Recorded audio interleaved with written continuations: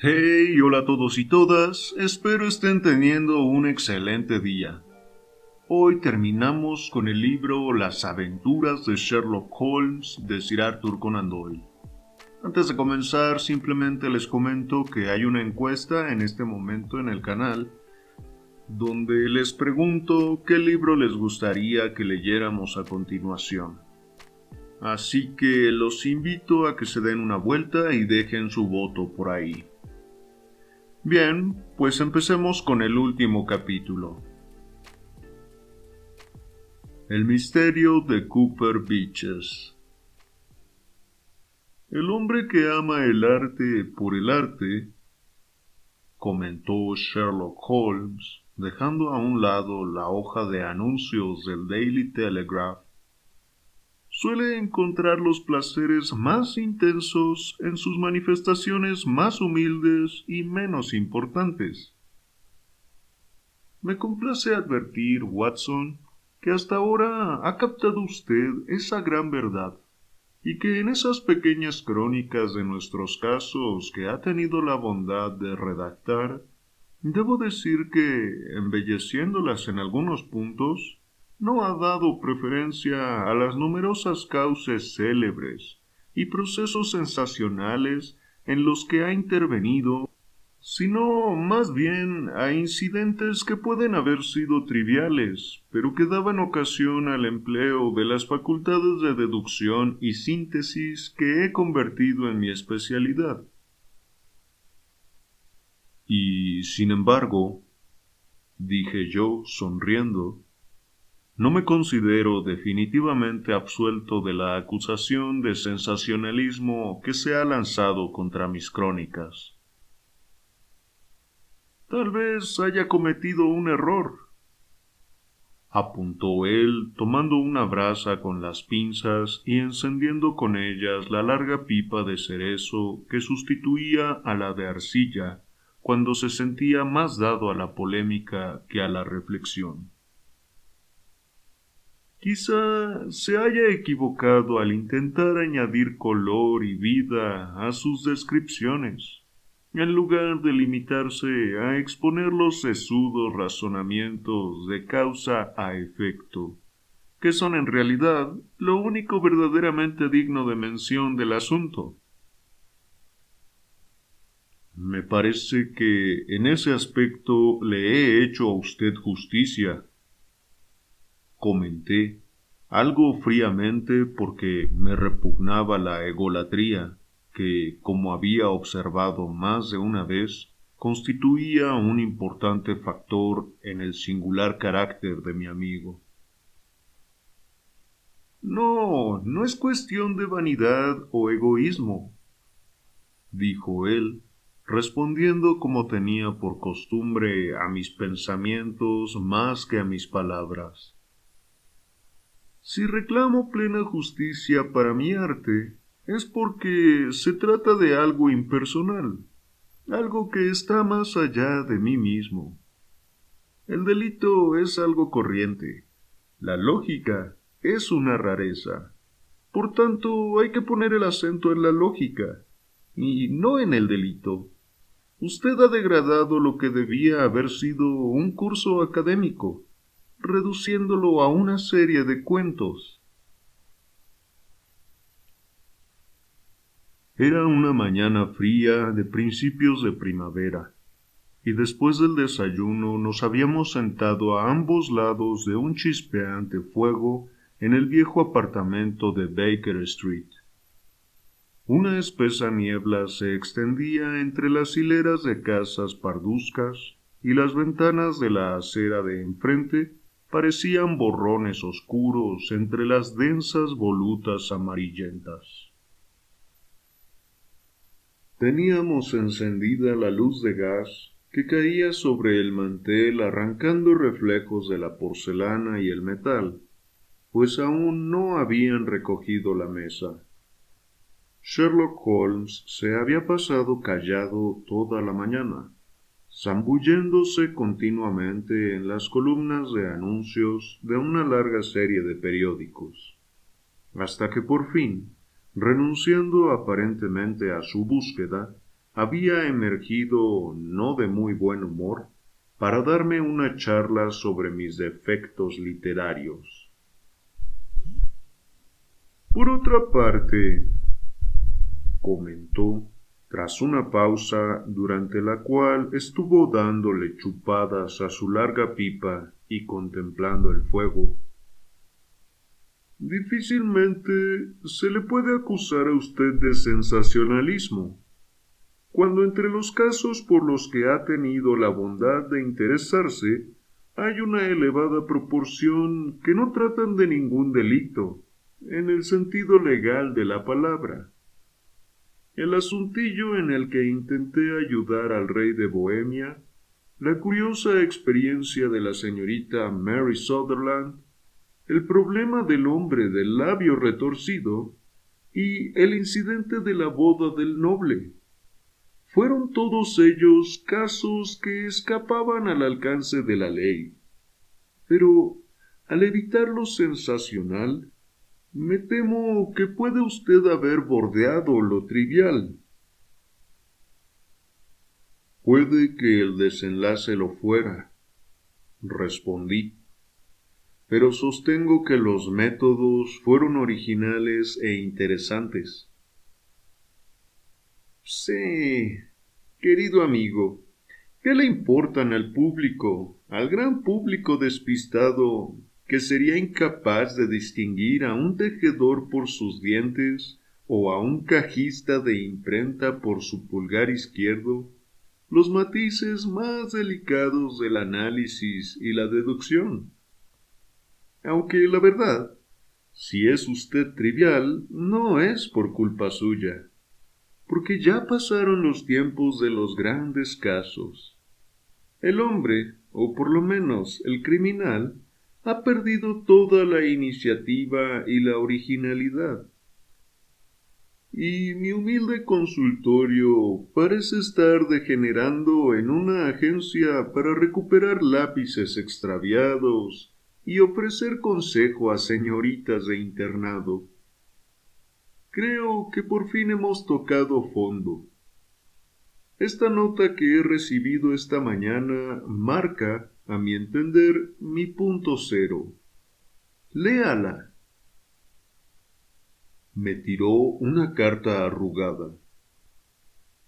Estaba fechada en Montague Place la noche anterior y decía: Querido señor Holmes, tengo mucho interés en consultarle acerca de si debería o no aceptar un empleo de institutriz que se me ha ofrecido. Si no tiene inconveniente, pasaré a visitarle mañana a las 10:30. Suya afectísima, Violet Hunter. ¿Conoce usted a esta joven?, pregunté. De nada. Pues ya son las 10:30. Sí, y sin duda es ella la que acaba de llamar a la puerta. Quizá resulte ser más interesante de lo que usted cree. Acuérdese del asunto del carbunclo azul, que al principio parecía una fruslería y se acabó convirtiendo en una investigación seria. Puede que ocurra lo mismo en este caso. Ojalá sea así, pero pronto saldremos de dudas, porque o mucho me equivoco o aquí la tenemos. Mientras él hablaba, se abrió la puerta y una joven entró en la habitación. Iba vestida de un modo sencillo, pero con buen gusto. Tenía un rostro expresivo e inteligente, pecoso como un huevo de chorlito, y actuaba con los modales desenvueltos de una mujer que ha tenido que abrirse camino en la vida. Estoy segura de que me perdonará que le moleste, dijo, mientras mi compañero se levantaba para saludarla. Pero me ha ocurrido una cosa muy extraña, y como no tengo padres ni familiares a los que pedir consejo, Pensé que tal vez usted tuviera la amabilidad de indicarme qué debo hacer. Siéntese, por favor, señorita Hunter. Tendré mucho gusto en hacer lo que pueda para servirla. Me di cuenta de que a Holmes le habían impresionado favorablemente los modales y la manera de hablar de su nuevo cliente. La contempló del modo inquisitivo que era habitual en él, y luego se sentó a escuchar su caso con los párpados caídos y las puntas de los dedos juntas. He trabajado 5 años como institutriz, dijo, en la familia del coronel Spence Munro, pero hace 2 meses el coronel fue destinado a Halifax, Nueva Escocia, y se llevó a sus hijos a América, de modo que me encontré sin empleo. Puse anuncios y respondí a otros anuncios, pero sin éxito. Por fin empezó a acabárseme el poco dinero que tenía ahorrado y me devanaba los sesos sin saber qué hacer. Existe en el West End una agencia para institutrices muy conocida, llamada West Mays, por la que solía pasarme una vez a la semana, para ver si había surgido algo que pudiera convenirme. Westway era el apellido del fundador de la empresa, pero quien la dirige en realidad es la señorita Stopper. Se sienta en un pequeño despacho, y las mujeres que buscan empleo aguardan en una antesala, y van pasando una a una. Ella consulta sus ficheros y mira a ver si tiene algo que pueda interesarlas. Pues bien, cuando me pasé por allí la semana pasada, me hicieron entrar en el despacho como de costumbre, pero vi que la señorita Stopper no estaba sola. Junto a ella se sentaba un hombre prodigiosamente gordo, de rostro muy sonriente y con una enorme papada que le caía en pliegues sobre el cuello. Llevaba un par de gafas sobre la nariz y miraba con mucho interés a las mujeres que iban entrando. Al llegar yo, dio un salto de su asiento y se volvió rápidamente hacia la señorita Stopper. «Esta servirá», dijo. «No podía pedirse nada mejor. Estupenda, estupenda». Parecía entusiasmado y se frotaba las manos de la manera más alegre. Se trataba de un hombre de aspecto tan satisfecho que daba gusto mirarlo. «¿Busca usted trabajo, señorita?», preguntó. «Sí, señor». «¿Como institutriz?». «Sí, señor». «¿Y qué salario pide usted?». En mi último empleo en casa del coronel Spence Munro cobraba 4 libras al mes. «¡Puf! Denigrante, sencillamente denigrante», exclamó, elevando en el aire sus rollizas manos, como arrebatado por la indignación. «¿Cómo se le puede ofrecer una suma tan lamentable a una dama con semejantes atractivos y cualidades?» «Es posible, señor, que mis cualidades sean menos de lo que usted imagina», dije yo. «Un poco de francés, un poco de alemán, música y dibujo». «¡Puf! ¡Puf!», exclamó. «Eso está fuera de toda duda. Lo que interesa es si usted posee o no el porte y la distinción de una dama. En eso radica todo. Si no los posee, entonces no está capacitada para educar a un niño que algún día puede desempeñar un importante papel en la historia de la nación. Pero si las tiene, ¿cómo podría un caballero pedirle que condescendiera a aceptar nada por debajo de 3 libras?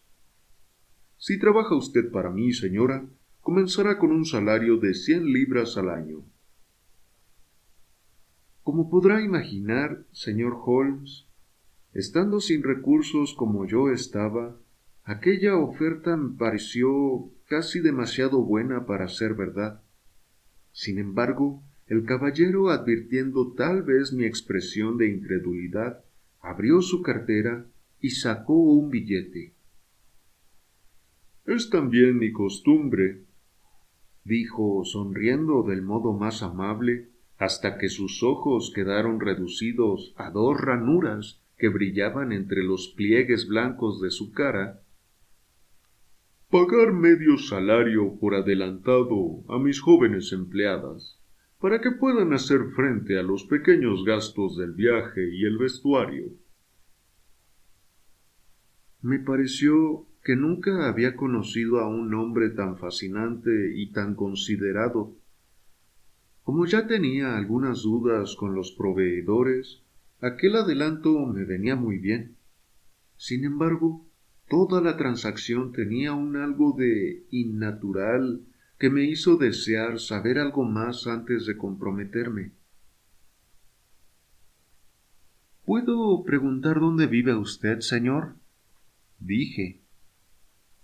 «En Hampshire, un lugar encantador en el campo, llamado Cooper Beeches, 5 millas más allá de Winchester. Es una región preciosa, querida señorita, y la vieja casa de campo es sencillamente maravillosa». «¿Y mis obligaciones, señor? Me gustaría saber en qué consistirían». «Un niño, un pilastre delicioso, de solo 6 años. Tendría usted que verlo matando cucarachas con una zapatilla. Plaf, plaf, plaf. 3 muertas en un abrir y cerrar de ojos». Se echó hacia atrás en su asiento y volvió a reírse hasta que los ojos se le hundieron en la cara de nuevo. Quedé un poco perpleja ante la naturaleza de las diversiones del niño, pero la risa del padre me hizo pensar que tal vez estuviera bromeando. «Entonces, mi única tarea», le dije, «sería ocuparme de este niño». «No, no, no la única, querida señorita, no la única», respondió.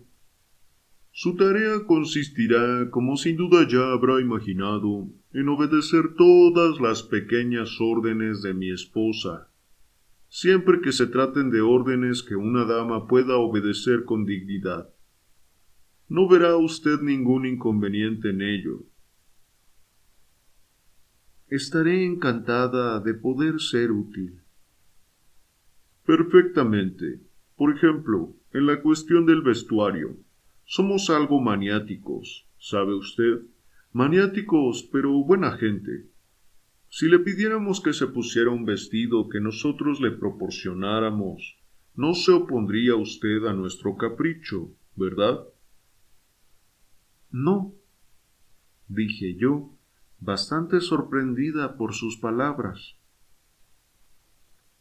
«O que se sentara en un sitio o en otro. Eso no le resultaría ofensivo, ¿verdad?». «Oh, no». «O que se cortara el cabello muy corto antes de presentarse en nuestra casa». Yo no daba crédito a mis oídos. Como puede usted observar, señor Holmes, mi pelo es algo exuberante y de un tono castaño bastante peculiar. Han llegado a describirlo como artístico. Ni en sueños pensaría en sacrificarlo de buenas a primeras. «Me temo que eso es del todo imposible», dije. Él me estaba observando atentamente con sus ojillos, y pude advertir que al oír mis palabras pasó una sombra por su rostro. «Y yo temo que es del todo esencial», dijo.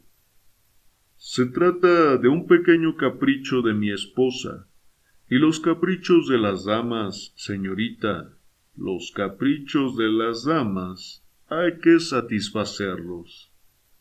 ¿No está dispuesta a cortarse el pelo?». «No, señor, la verdad es que no», respondí con firmeza. Ah, muy bien. Entonces no hay más que hablar. Es una pena, porque en todos los demás aspectos habría servido de maravilla. Dadas las circunstancias, señorita Stopper, tendré que examinar algunas más de sus señoritas. La directora de la agencia había permanecido durante toda la entrevista ocupada con sus papeles, sin dirigirnos la palabra a ninguno de los dos, pero en aquel momento me miró con tal expresión de disgusto que no pude evitar sospechar que mi negativa le había hecho perder una espléndida comisión. ¿Desea usted que sigamos manteniendo su nombre en nuestras listas?, preguntó. Si no tiene inconveniente, señorita Stopper.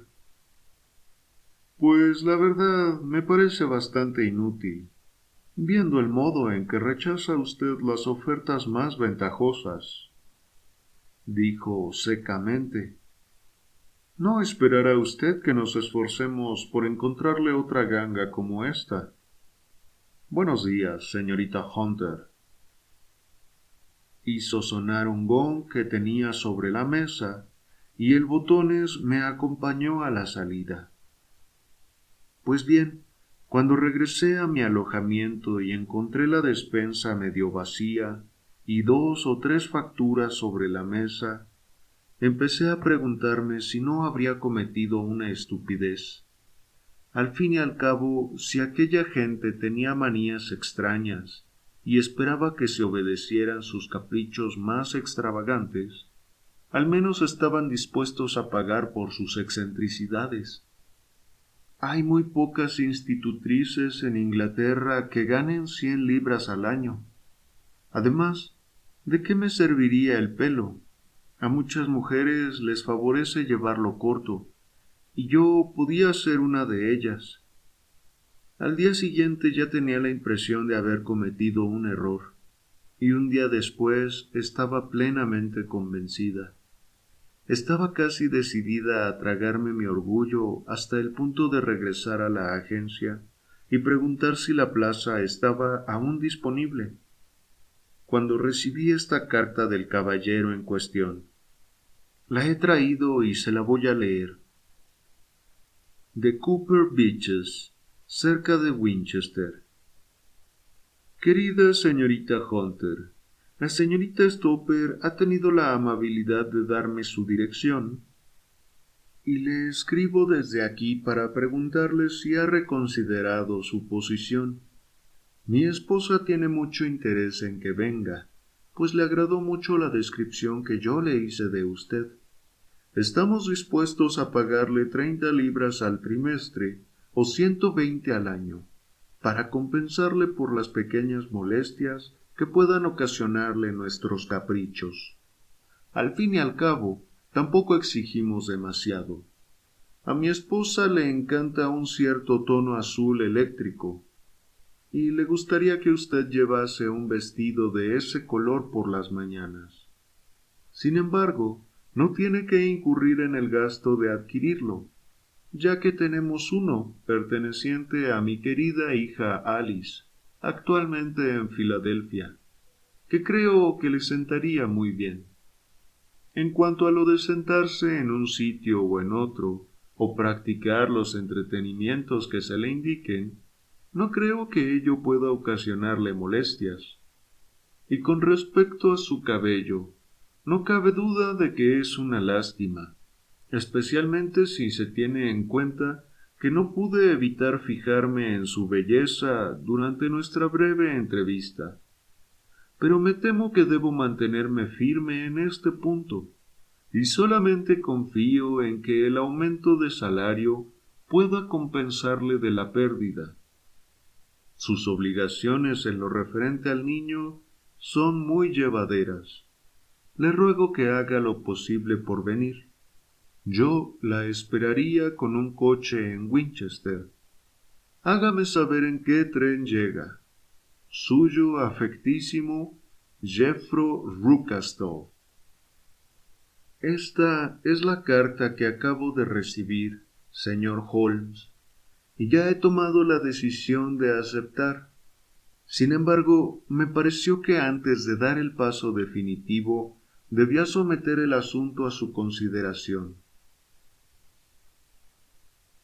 Bien, señorita Hunter, si su decisión está tomada, eso deja zanjado el asunto, dijo Holmes sonriente. ¿Usted no me aconsejaría rehusar?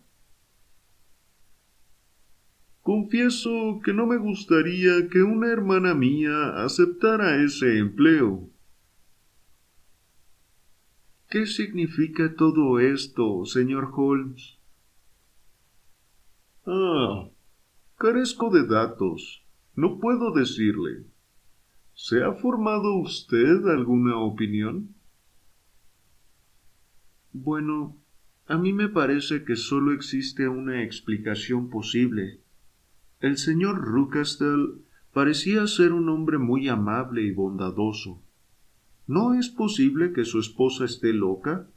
¿Que él desee mantenerlo en secreto por miedo a que la internen en un asilo y que le siga la corriente en todos sus caprichos para evitar una crisis? Es una posible explicación. De hecho, tal como están las cosas, es la más probable. Pero en cualquier caso, no parece un sitio muy adecuado para una joven.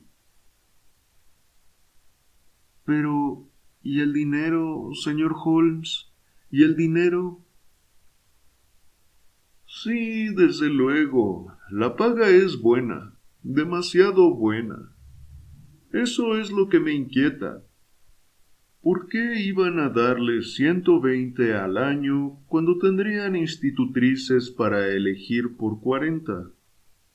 Tiene que existir una razón muy poderosa. Pensé que si le explicaba las circunstancias, usted lo entendería si más adelante solicitara su ayuda.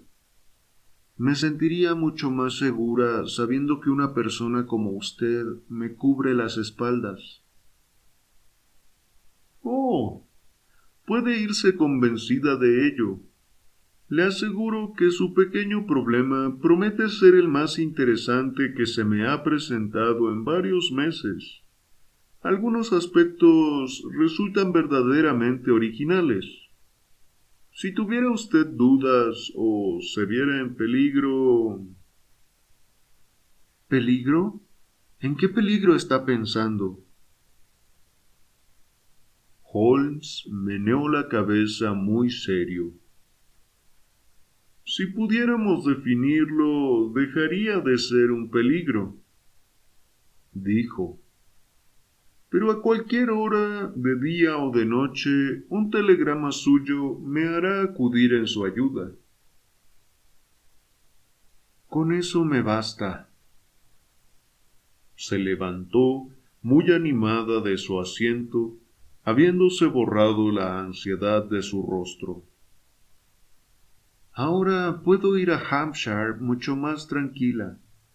Escribiré de inmediato al señor Ruckastle, sacrificaré mi pobre cabellera esta noche y partiré hacia Winchester mañana. Con unas frases de agradecimiento para Holmes, nos deseó buenas noches y se marchó presurosa.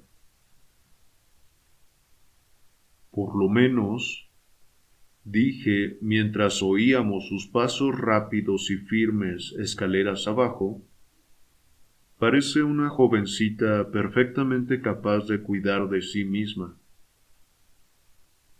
Y le va a hacer falta, dijo Holmes muy serio. O mucho me equivoco, o recibiremos noticias suyas antes de que pasen muchos días.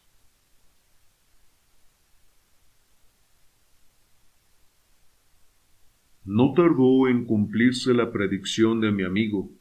Transcurrieron 2 semanas, durante las cuales pensé más de una vez en ella, preguntándome en qué extraño callejón de la experiencia humana se había introducido aquella mujer solitaria.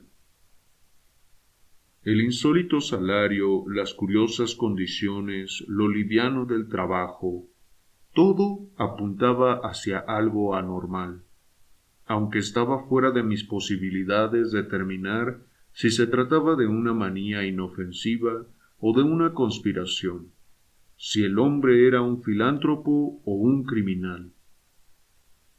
En cuanto a Holmes, observé que muchas veces se quedaba sentado durante media hora o más, con el ceño fruncido y aire abstraído. Pero cada vez que yo mencionaba el asunto, él lo descartaba con un gesto de la mano. ¡Datos, datos, datos!, exclamaba con impaciencia. No puedo hacer ladrillos sin arcilla. Y, sin embargo, siempre acababa por murmurar que no le gustaría que una hermana suya hubiera aceptado semejante empleo. El telegrama que al fin recibimos llegó una noche, justo cuando yo me disponía a acostarme, y Holmes se preparaba para uno de los experimentos nocturnos en los que frecuentemente se enfrascaba. En aquellas ocasiones yo lo dejaba por la noche, inclinado sobre una retorta o un tubo de ensayo, y lo encontraba en la misma posición cuando bajaba a desayunar por la mañana. Abrió el sobre amarillo y tras echar un vistazo al mensaje me lo pasó. «Mire el horario de trenes en la guía», dijo, volviéndose a enfrascar en sus experimentos químicos. La llamada era breve y urgente. «Por favor, esté en el Hotel Black Swan de Winchester mañana a mediodía. No deje de venir, no sé qué hacer. Hunter». «¿Viene usted conmigo?» «Me gustaría». «Pues mire el horario». «Hay un tren a las 9:30», dije, consultando la guía. «Llega a Winchester a las 11:30». «Nos servirá perfectamente. Quizás sea mejor que aplace mi análisis de las acetonas, porque mañana puede que necesitemos estar en plena forma». A las 11 de la mañana del día siguiente nos acercábamos ya a la antigua capital inglesa. Holmes había permanecido todo el viaje sepultado en los periódicos de la mañana, pero en cuanto pasamos los límites de Hampshire, los dejó a un lado y se puso a admirar el paisaje. Era un hermoso día de primavera, con un cielo azul claro, salpicado de nubecillas algodonosas que se desplazaban de oeste a este. Lucía un sol muy brillante, a pesar de lo cual el aire tenía un frescor estimulante, que aguzaba la energía humana. Por toda la campiña, hasta las ondulantes colinas de la zona de Aldershot, los tejadillos rojos y grises de las granjas asomaban entre el verde claro del follaje primaveral. «¡Qué hermoso y lozano se ve todo!», exclamé con el entusiasmo de quien acaba de escapar de las nieblas de Baker Street. Pero Holmes meneó la cabeza con gran seriedad. «Ya sabe usted, Watson», dijo, «que una de las maldiciones de una mente como la mía es que tengo que mirarlo todo desde el punto de vista de mi especialidad. Usted mira esas casas dispersas y se siente impresionado por su belleza. Yo las miro y el único pensamiento que me viene a la cabeza es lo aisladas que están y la impunidad con que puede cometerse un crimen en ellas». «¡Cielo santo!», exclamé. ¿Quién sería capaz de asociar la idea de un crimen con estas preciosas casitas? Siempre me han producido un cierto horror. Tengo la convicción, Watson, basada en mi experiencia, de que las callejuelas más sórdidas y miserables de Londres no cuentan con un historial delictivo tan terrible como el de la sonriente y hermosa campiña inglesa. Me horroriza usted. Pero la razón salta a la vista. En la ciudad, la presión de la opinión pública puede lograr lo que la ley es incapaz de conseguir. No hay callejuela tan miserable como para que los gritos de un niño maltratado o los golpes de un marido borracho no despierten la simpatía y la indignación del vecindario. Y además, toda la maquinaria de la justicia está siempre tan a mano que basta una palabra de queja para ponerla en marcha. Y no hay más que un paso entre el delito y el banquillo. Pero fíjese en esas casas solitarias, cada una en sus propios campos, en su mayor parte llenas de gente pobre e ignorante, que sabe muy poco de la ley. Piense en los actos de crueldad infernal, en las maldades ocultas que pueden cometerse en estos lugares, año tras año, sin que nadie se entere. Si esta dama que ha solicitado nuestra ayuda se hubiera ido a vivir a Winchester, no temería por ella. Son las 5 millas de campo las que crean el peligro. Aun así, resulta claro que no se encuentra amenazada personalmente. No, si puede venir a Winchester a recibirnos, también podría escapar. Exacto, se mueve con libertad.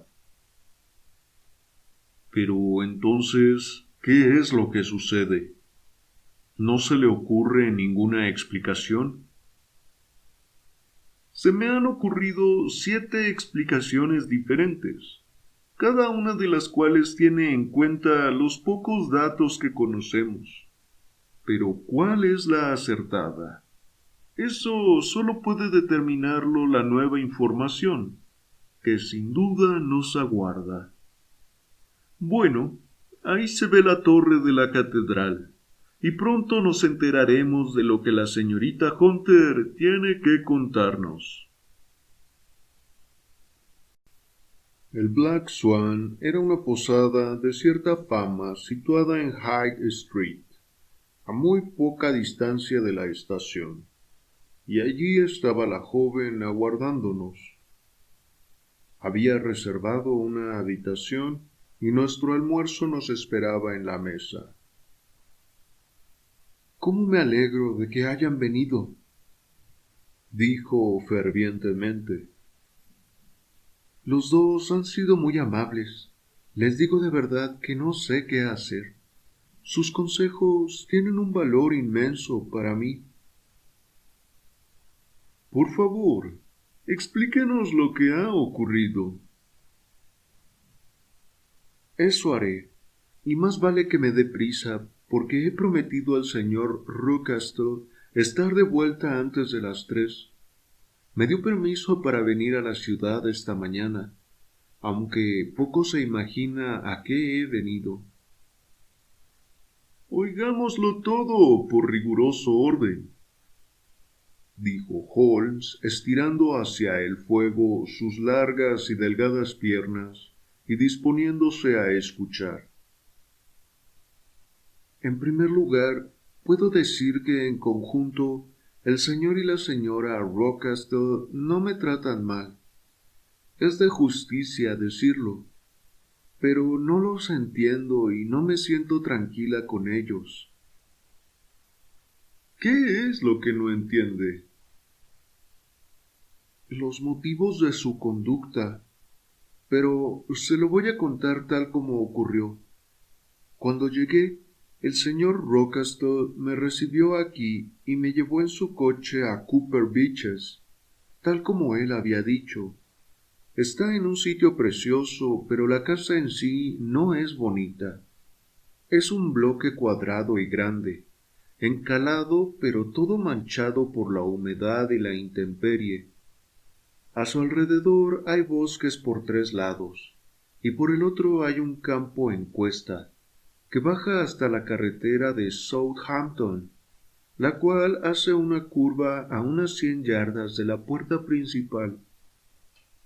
Este terreno de delante pertenece a la casa, pero los bosques de alrededor forman parte de las propiedades del Lord Southerton. Un conjunto de hayas cobrizas plantadas frente a la puerta delantera da nombre a la casa. El propio señor Rockastle, tan amable como de costumbre, conducía el carricoche y aquella tarde me presentó a su mujer y al niño.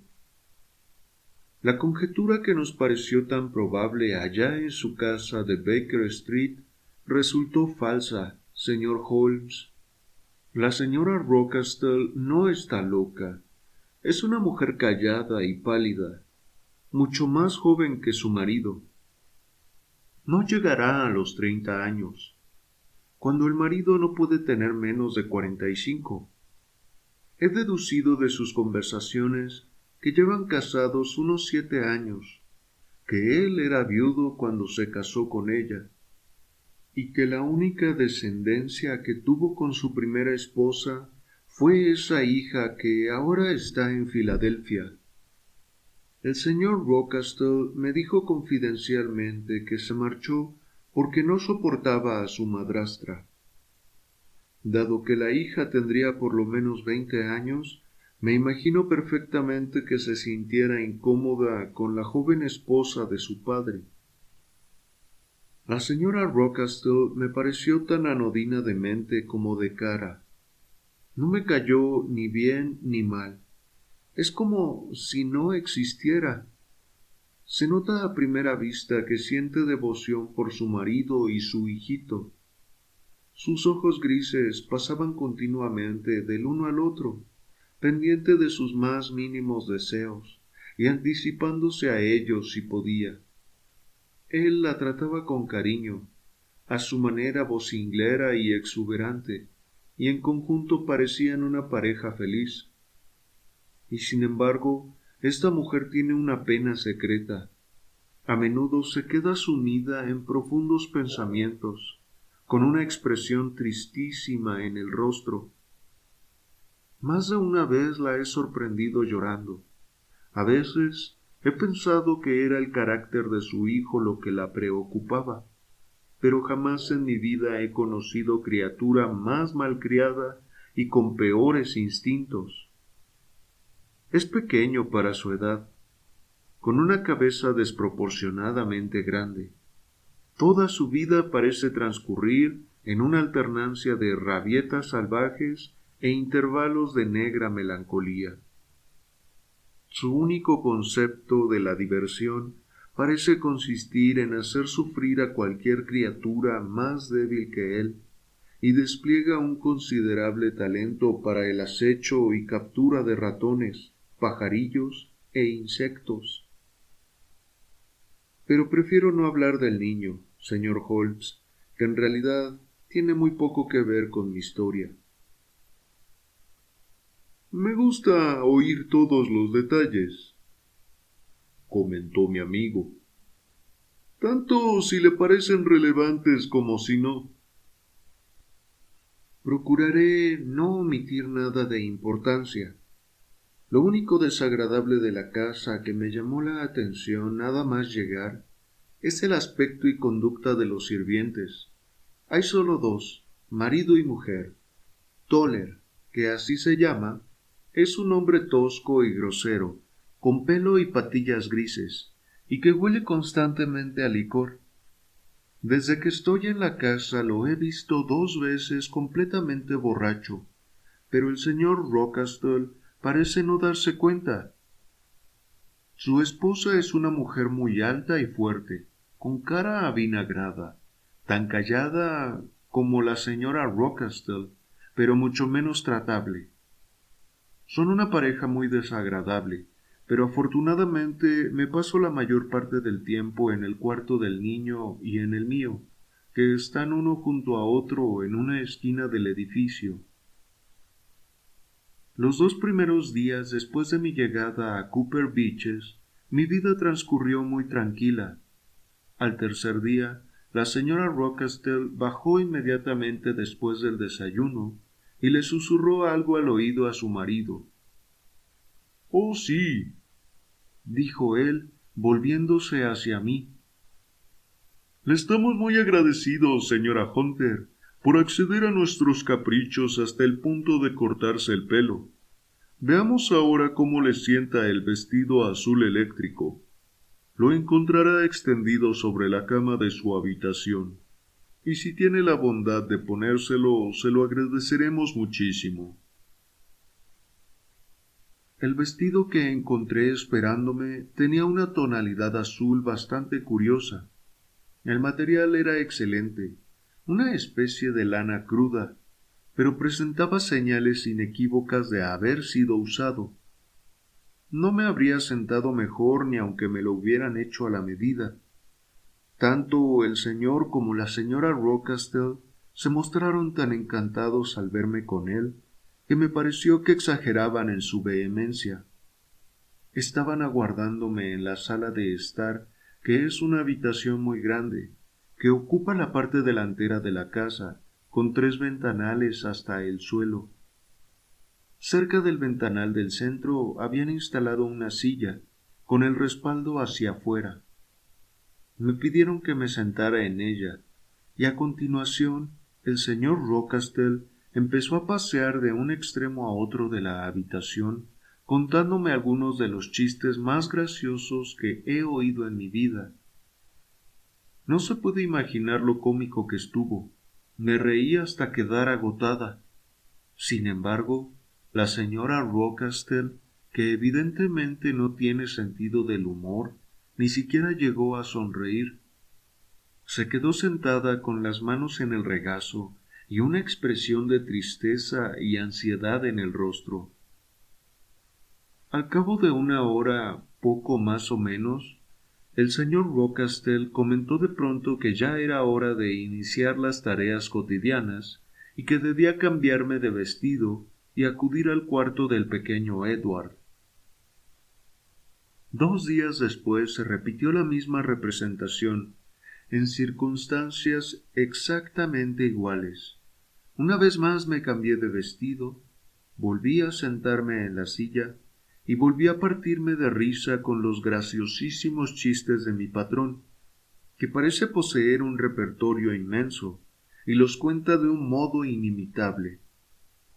A continuación me entregó una novela de tapas amarillas y tras correr un poco mi silla hacia un lado, de manera que mi sombra no cayera sobre las páginas, me pidió que le leyera en voz alta. Leí durante unos 10 minutos, comenzando en medio de un capítulo, y de pronto, a mitad de una frase, me ordenó que lo dejara y que me cambiara de vestido. ¿Puede usted imaginarse, señor Holmes, la curiosidad que yo sentía acerca del significado de estas extravagantes representaciones? Me di cuenta de que siempre ponían mucho cuidado en que yo estuviera de espaldas a la ventana, y empecé a consumirme de ganas de ver lo que ocurría a mis espaldas. Al principio me pareció imposible, pero pronto se me ocurrió una manera de conseguirlo. Se me había roto el espejito de bolsillo, y eso me dio la idea de esconder un pedacito de espejo en el pañuelo. A la siguiente ocasión, en medio de una carcajada, me llevé el pañuelo a los ojos, y con un poco de maña me las arreglé para ver lo que había detrás de mí. Confieso que me sentí decepcionada. No había nada. Al menos esa fue mi primera impresión.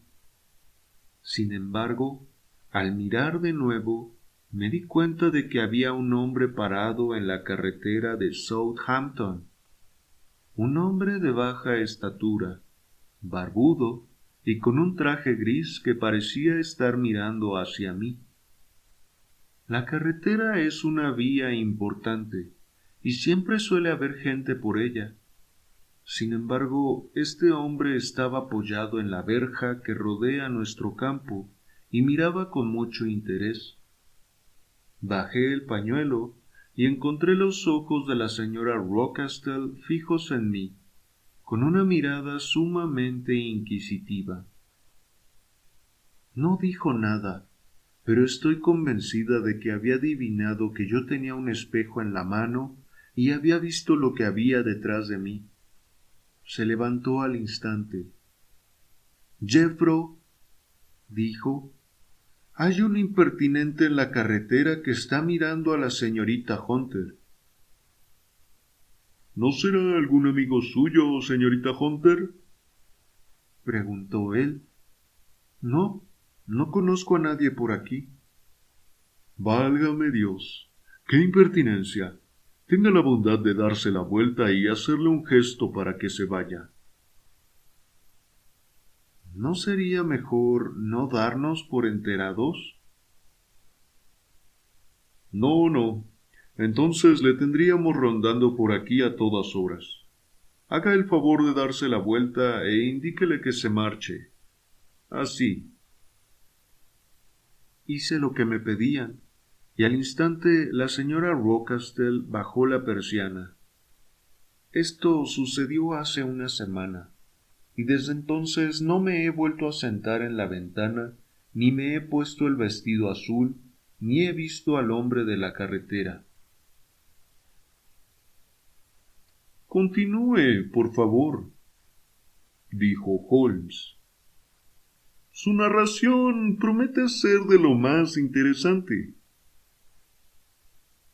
Me temo que le va a parecer bastante inconexa, y lo más probable es que exista poca relación entre los diferentes incidentes que menciono.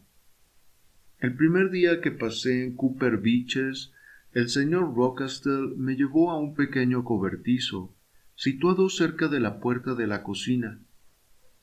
Al acercarnos oí un ruido de cadenas y el sonido de un animal grande que se movía.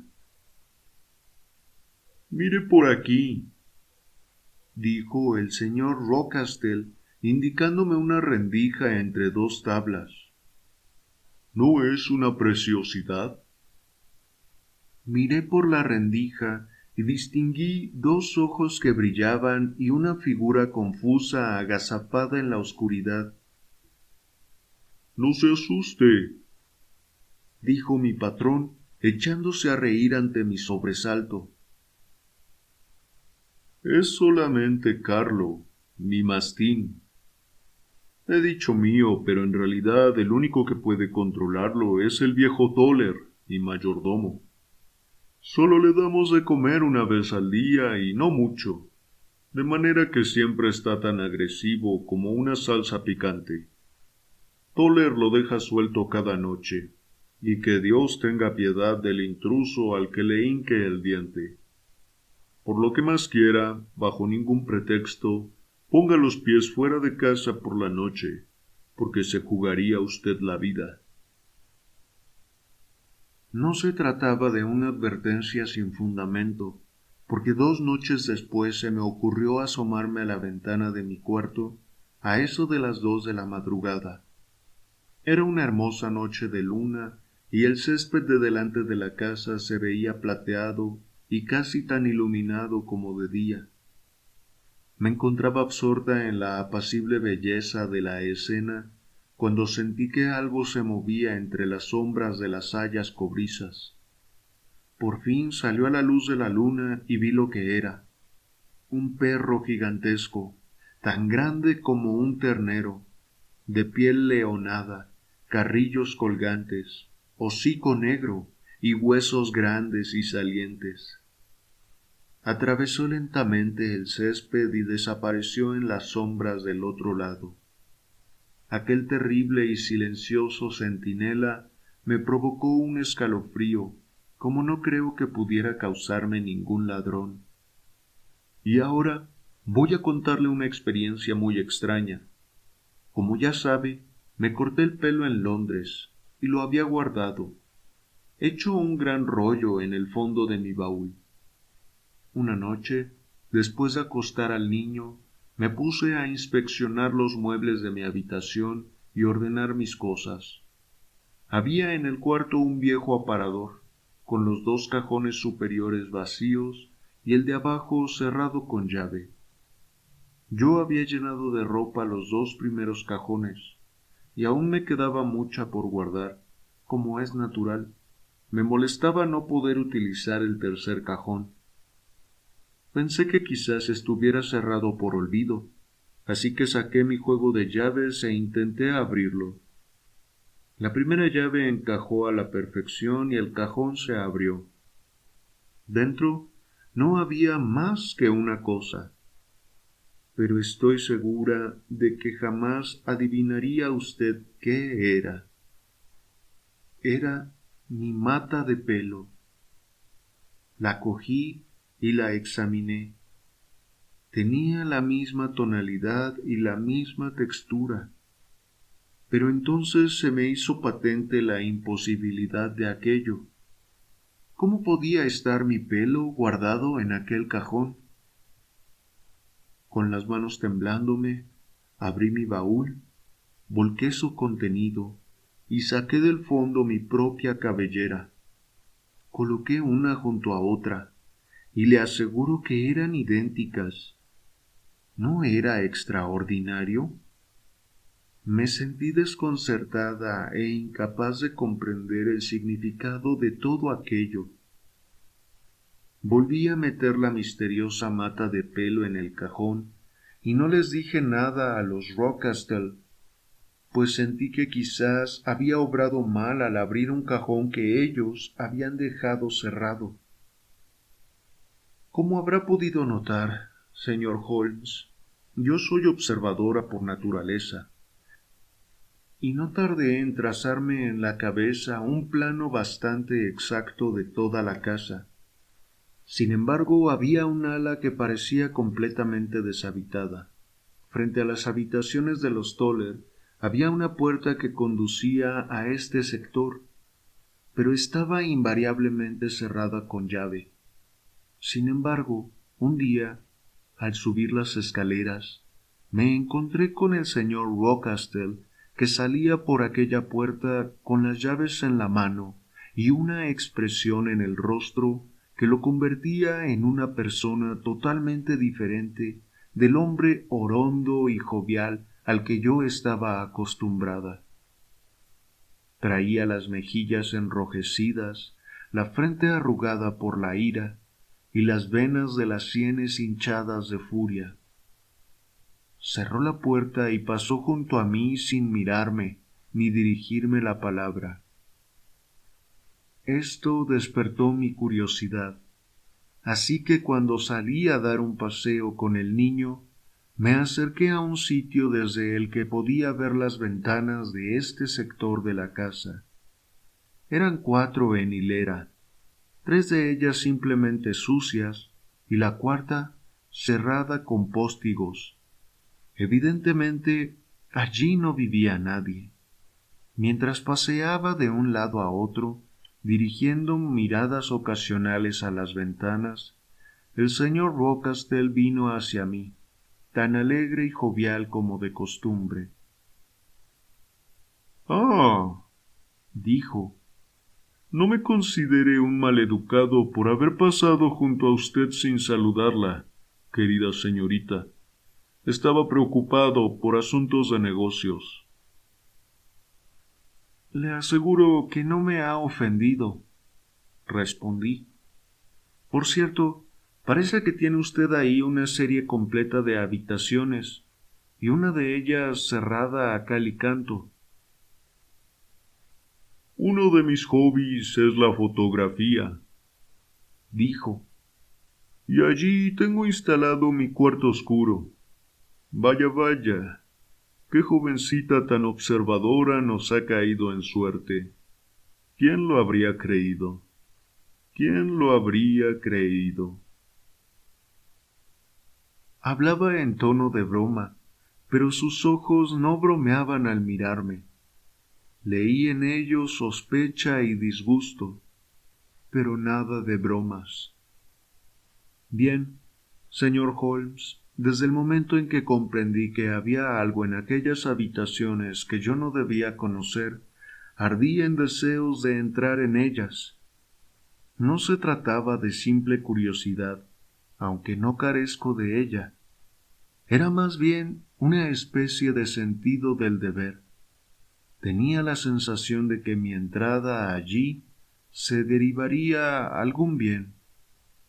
Dicen que existe la intuición femenina. Posiblemente era eso lo que yo sentía. En cualquier caso, la sensación era real, y yo estaba atenta a la menor oportunidad de traspasar la puerta prohibida. La oportunidad no llegó hasta ayer. Puedo decirle que además del señor Rochester, tanto Toller como su mujer tienen algo que hacer en esas habitaciones deshabitadas. Y una vez vi a Toller entrando por la puerta con una gran bolsa de lona negra. Últimamente Toller está bebiendo mucho, y ayer por la tarde estaba borracho perdido, y cuando subí las escaleras encontré la llave en la puerta.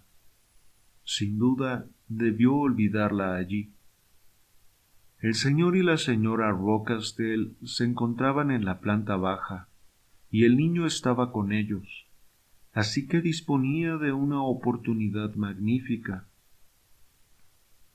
Hice girar con cuidado la llave en la cerradura, abrí la puerta y me deslicé a través de ella. Frente a mí se extendía un pequeño pasillo, sin empapelado y sin alfombra, que doblaba en ángulo recto al otro extremo. A la vuelta de esta esquina había 3 puertas seguidas.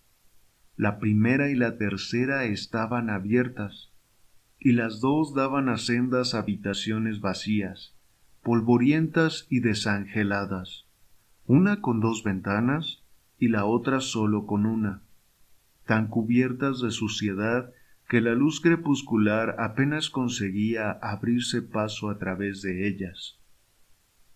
La puerta del centro estaba cerrada y atrancada por fuera con uno de los barrotes de una cama de hierro, uno de cuyos extremos estaba sujeto con un candado a una argolla en la pared, y el otro atado con una cuerda. También la cerradura estaba cerrada, y la llave no estaba allí.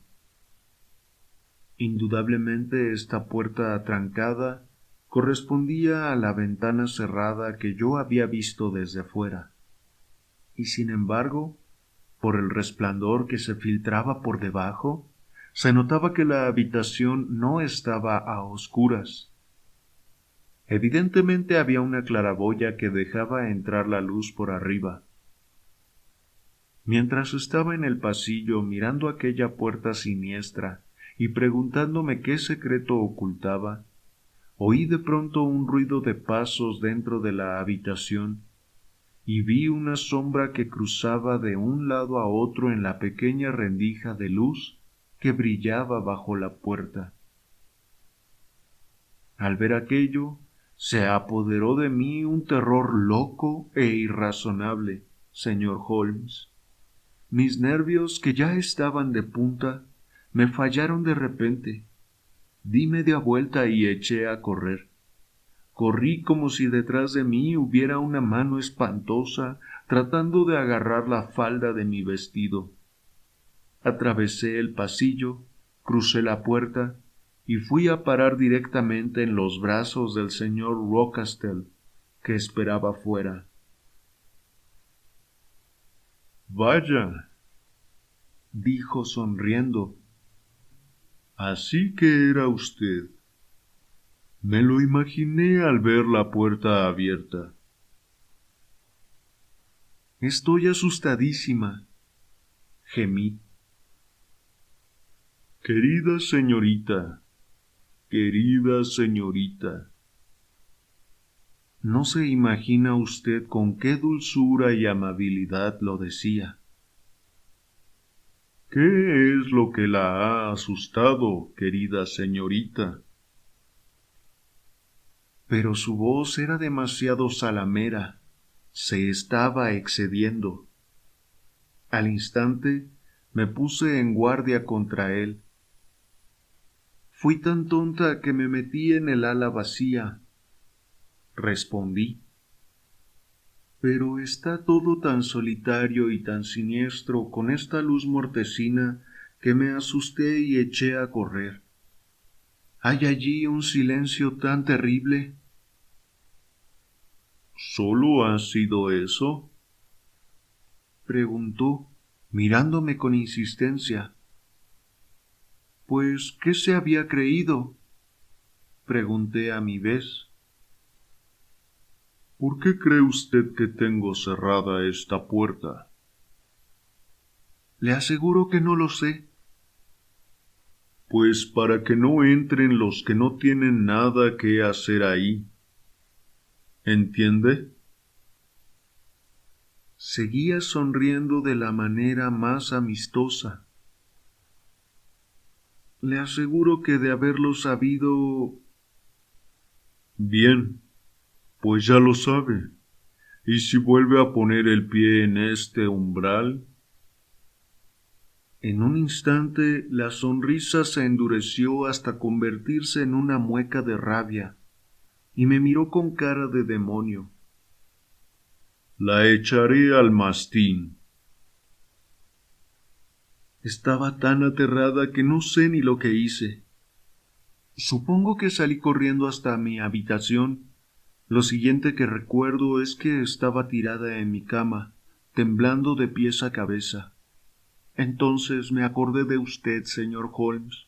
No podía seguir viviendo allí sin que alguien me aconsejara.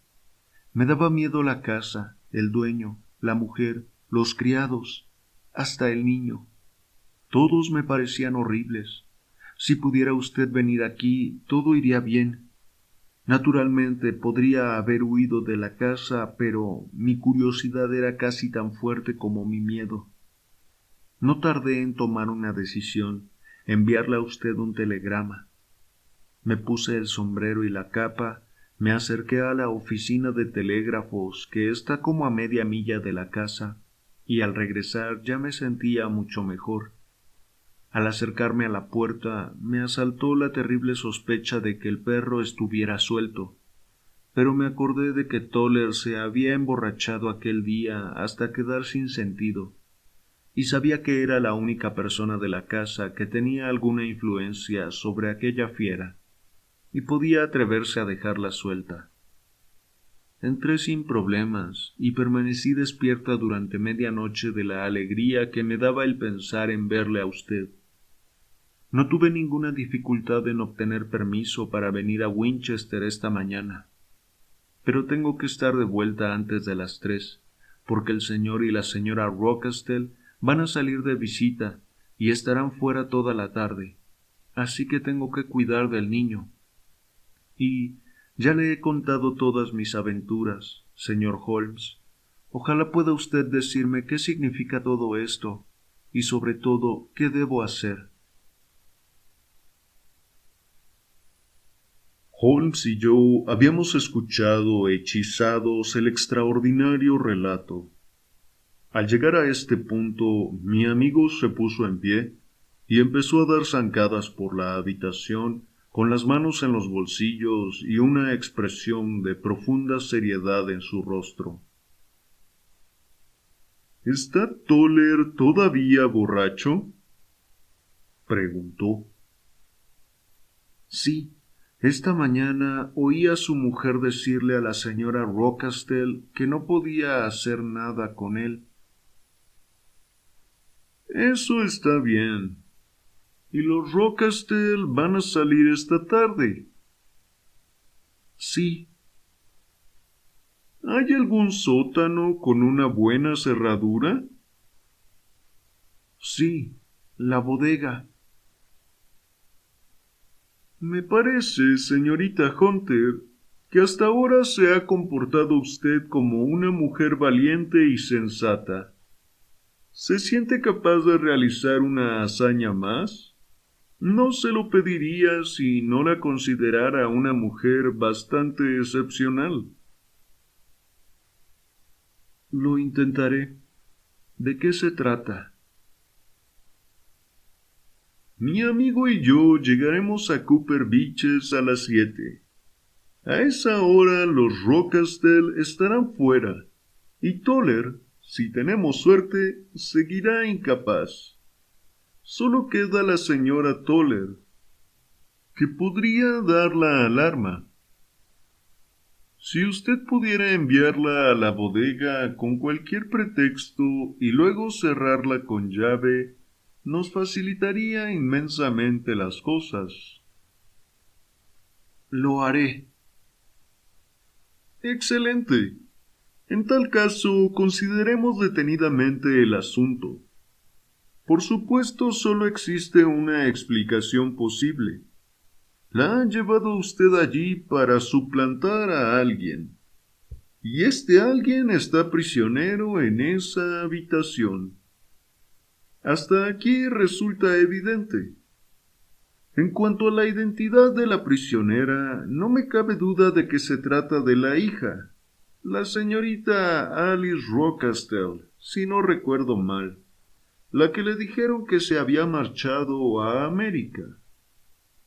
Está claro que la eligieron a usted porque se parece a ella en la estatura, la figura y el color del cabello.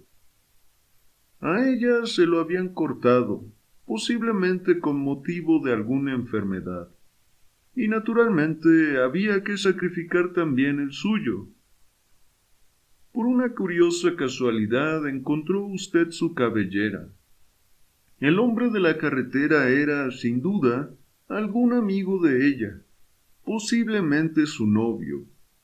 Y al verla a usted tan parecida a ella y con uno de sus vestidos, quedó convencido, primero por sus risas y luego por su gesto de desprecio, de que la señorita Rockastle era absolutamente feliz y ya no deseaba sus atenciones.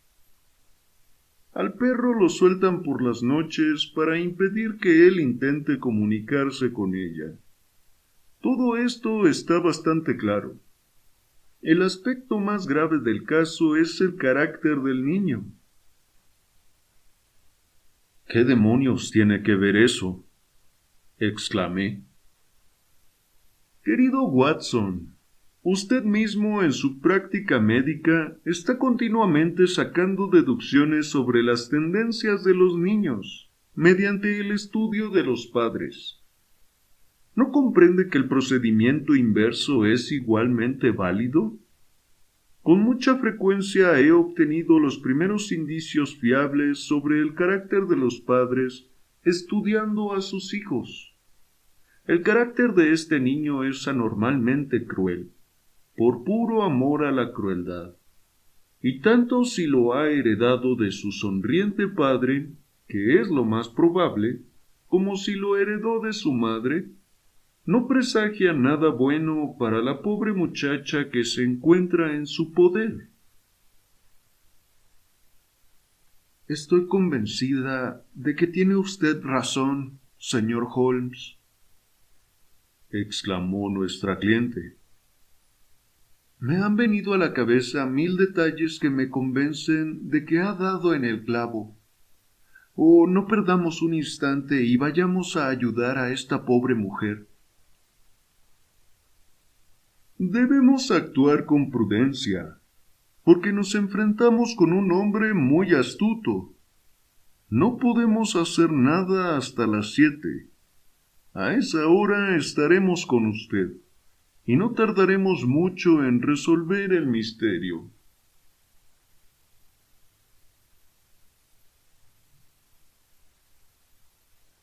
Fieles a nuestra palabra, llegamos a Cooper Beaches a las 7 en punto, tras dejar nuestro carricoche en un bar del camino. El grupo de hayas, cuyas hojas oscuras brillaban como metal bruñido a la luz del sol poniente, habría bastado para identificar la casa, aunque la señorita Hunter no hubiera estado aguardando sonriente en el umbral de la puerta. ¿Lo ha conseguido?, preguntó Holmes. Se oyeron unos fuertes golpes desde algún lugar de los sótanos. «Esa es la señora Toller desde la bodega», dijo la señorita Hunter. «Su marido sigue roncando, tirado en la cocina. Aquí están las llaves que son duplicados de las del señor Rochester». «Lo ha hecho usted de maravilla», exclamó Holmes con entusiasmo. «Indíquenos el camino y pronto veremos el final de este siniestro enredo». Subimos la escalera, abrimos la puerta, recorrimos un pasillo y nos encontramos ante la puerta atrancada que la señorita Hunter había descrito. Holmes cortó la cuerda y retiró el barrote. A continuación probó varias llaves en la cerradura, pero no consiguió abrirla. Del interior no llegaba ningún sonido, y la expresión de Holmes se ensombreció ante aquel silencio. «Espero que no hayamos llegado demasiado tarde», dijo. «Creo, señorita Hunter, que será mejor que no entre con nosotros. Ahora, Watson, arrime el hombro y veamos si podemos abrirnos paso». Era una puerta vieja y destartalada que cedió a nuestro primer intento. Nos precipitamos juntos en la habitación y la encontramos desierta. No había más muebles que un camastro, una mesita y un cesto de ropa blanca. La claraboya del techo estaba abierta y la prisionera había desaparecido. «Aquí se ha cometido alguna infamia», dijo Holmes. «Nuestro amigo adivinó las intenciones de la señorita Hunter y se ha llevado a su víctima a otra parte». «Pero, ¿cómo?» «Por la claraboya. Ahora veremos cómo se las arregló». Se izó hasta el tejado. «¡Ah, sí!», exclamó. «Aquí veo el extremo de una escalera de mano apoyada en el alero. Así es como lo hizo». «Pero eso es imposible», dijo la señorita Hunter. «La escalera no estaba ahí cuando se marcharon los Rochester. Él volvió y se la llevó. Ya le digo que es un tipo astuto y peligroso. No me sorprendería mucho que esos pasos que se oyen por la escalera sean suyos. Creo, Watson, que más vale que tenga preparada su pistola». Apenas había acabado de pronunciar estas palabras cuando apareció un hombre en la puerta de la habitación. Un hombre muy gordo y corpulento con un grueso bastón en la mano. Al verlo, la señorita Hunter soltó un grito y se encogió contra la pared. Pero Sherlock Holmes dio un salto adelante y le hizo frente. «¿Dónde está su hija, canalla?», dijo.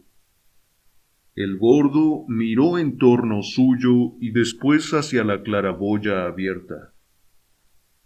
«Soy yo quien hace las preguntas», chilló. «Ladrones, espías y ladrones, pero os he cogido, os tengo en mi poder. Ya os daré yo. Dio media vuelta y corrió escaleras abajo tan deprisa como pudo. —¡Ha ido a por el perro! —gritó la señorita Hunter. —Tengo mi revólver —dije yo.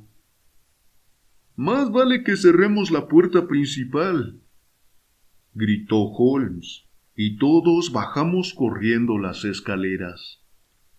Apenas habíamos llegado al vestíbulo cuando oímos el ladrido de un perro y a continuación un grito de agonía, junto con un gruñido horrible que causaba espanto escuchar. Un hombre de edad avanzada con el rostro colorado y las piernas temblorosas llegó tambaleándose por una puerta lateral. —¡Dios mío! —exclamó—. Alguien ha soltado al perro y lleva 2 días sin comer.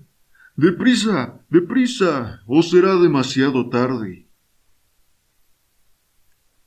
Holmes y yo nos abalanzamos fuera y doblamos la esquina de la casa, con Toller siguiéndonos los pasos.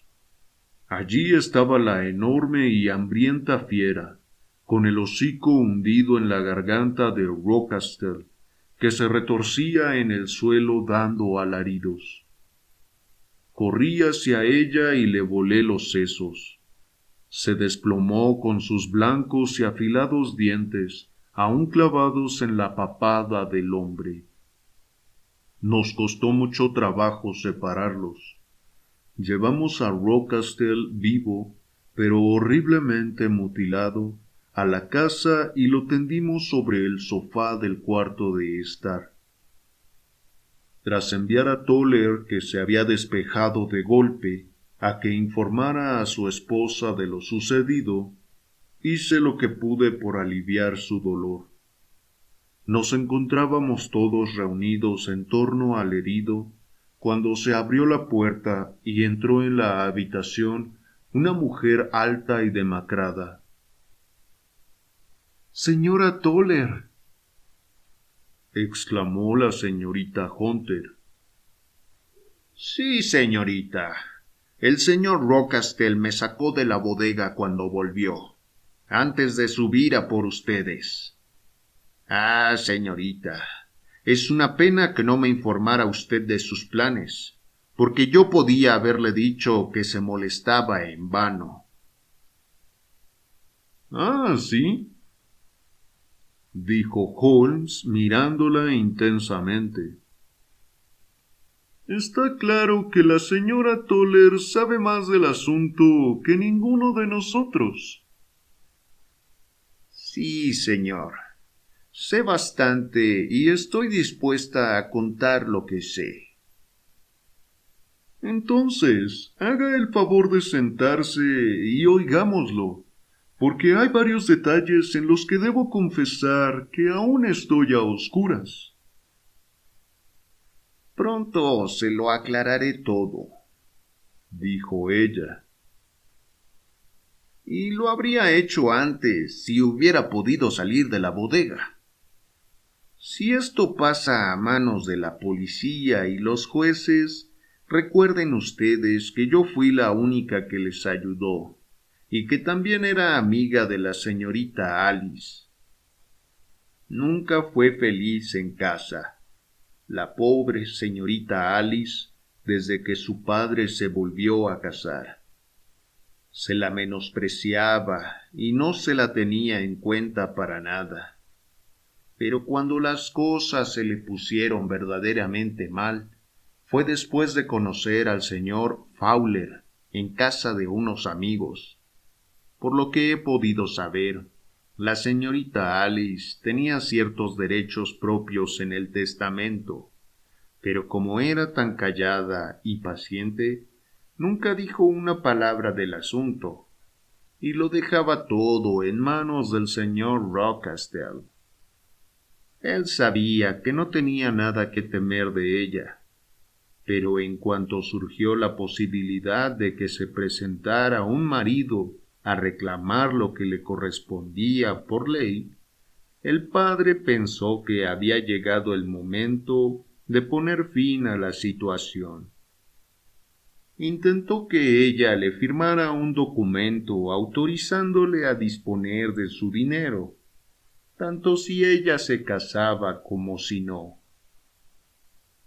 Cuando ella se negó, él siguió acosándola hasta que la pobre chica enfermó de fiebre cerebral y pasó 6 semanas entre la vida y la muerte. Por fin se recuperó, aunque quedó reducida a una sombra de lo que era, y con su precioso cabello cortado. Pero aquello no supuso ningún cambio para su joven galán, que se mantuvo tan fiel como pueda serlo un hombre. Ah, dijo Holmes. Creo que lo que ha tenido usted la amabilidad de contarnos aclara bastante el asunto, y que puedo deducir lo que falta. Supongo que entonces el señor Rochester recurrió al encierro. Sí, señor.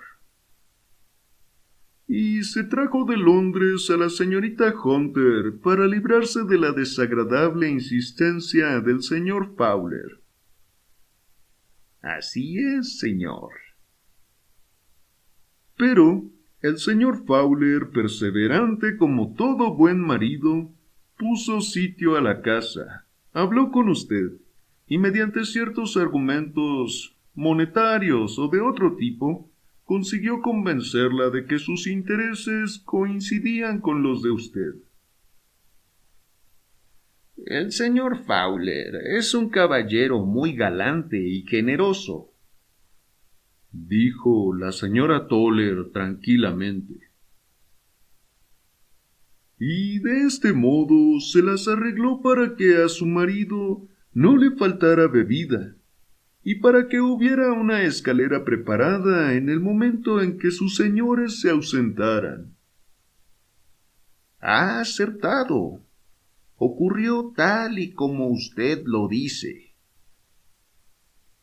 Desde luego, le debemos disculpas, señora Toller, dijo Holmes. Nos ha aclarado sin lugar a dudas todo lo que nos tenía desconcertados.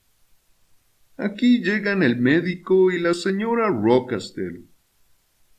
Creo, Watson, que lo mejor será que acompañemos a la señorita Hunter de regreso a Winchester, ya que me parece que nuestro locus standi es bastante discutible en estos momentos.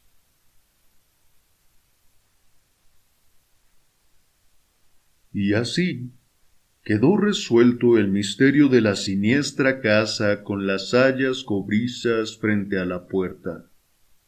El señor Rocastle sobrevivió, pero quedó destrozado para siempre y sólo se mantiene vivo gracias a los cuidados de su devota esposa. Siguen viviendo con sus viejos criados, que probablemente saben tanto sobre el pasado de Rocastle que a éste le resulta difícil despedirlos. El señor Fowler y la señorita Rocastle se casaron en Southampton, con una licencia especial al día siguiente de su fuga, y en la actualidad él ocupa un cargo oficial en la isla Mauricio. En cuanto a la señorita Violet Hunter, mi amigo Holmes, con gran desilusión por mi parte, no manifestó más interés por ella en cuanto la joven dejó de constituir el centro de uno de sus problemas. En la actualidad dirige una escuela privada en Walsall, donde creo que ha obtenido un considerable éxito. Fin.